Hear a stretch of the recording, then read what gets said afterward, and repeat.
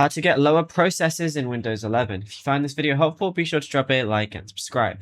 Now, the best way to do this is to disable startup applications. So what you want to do is go to search, type in Task Manager, like so, and then what we want to do is go over to details.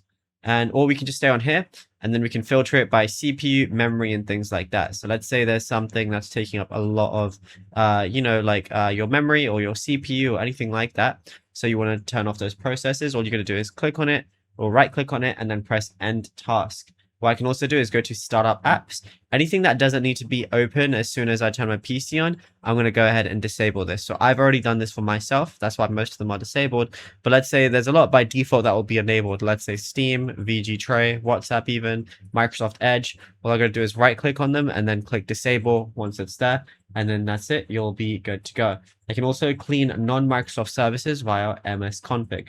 So what I'm going to do is press Windows key and R, then type in msconfig like so.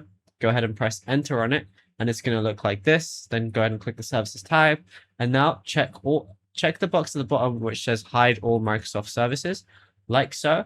And then uncheck third-party updater services you don't need running constantly. Then click apply and then OK, and then you'll be good.